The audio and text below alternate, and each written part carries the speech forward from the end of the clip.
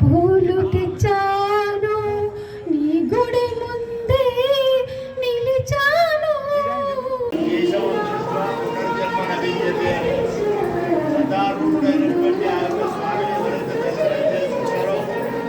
వారికి పునర్జన్మ అనేటువంటిది లేదట.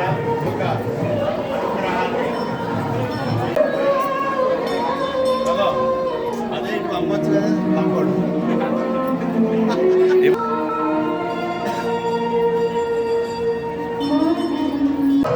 వెంకటాద్రి సంస్థానం బ్రహ్మాండేనాస్తి కించన వెంకటేశ సమోదేవో నభూతో న భవిష్యతి.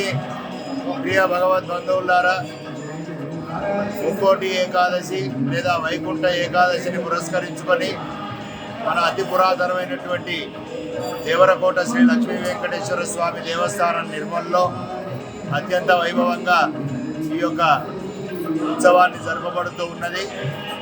ఇక్కడ వైకుంఠ ద్వార దర్శనం ఎవరైతే చేసుకుంటారో వారికి మోక్షము కలుగుతుంది అని పురాణాలు స్మృతులు చెప్తూ ఉన్నాయి. కనుక ఈరోజు స్వామి దర్శనం కోసం 33 కోట్ల దేవతలు ద్వారం ముందు ఉండి ఎదురు చూస్తూ ఉంటారుట. అలాంటి వాళ్ళందరికీ మహానుభావులైనటువంటి వాళ్ళందరికీ కూడా ఆ పరమాత్మ యోగం కలిగినప్పుడు మనకు ఆ యొక్క దర్శన భాగ్యము చేత మోక్షము అనేటువంటిది కలగాలని భావన చేస్తూ ఈ ఉత్తర ద్వార దర్శనం ద్వారా, అంటే స్వామి నిద్రించి ఉన్నప్పుడు ఆయన మేల్కొని లేచినప్పుడు ఆయన ముఖం ఉత్తరం వైపు ఉంటుంది కనుక మనం ఉత్తర వైపు నుంచి వస్తే ఆ స్వామి యొక్క దృష్టి మన మీద పడుతుంది. అలా స్వామి దృష్టి, అమ్మవారు కూడా గోదాదేవి చెప్పింది, తింగళు ఆదిత్యను ఇళందారు పోల్, సూర్యుడు చంద్రులను పోలినటువంటి నేత్రముల ద్వారా స్వామి దృష్టి మన మీద పడి ఏంగల్ మేల్ శాపం, మన యొక్క శాపాలన్నీ పాపములన్నీ పోవాలి అని చెప్పింది. అలా స్వామి యొక్క దర్శనం కోసం భక్తులంతా కూడా ఉదయం నుంచే ఇక్కడికి వేయించేస్తూ ఉన్నారు.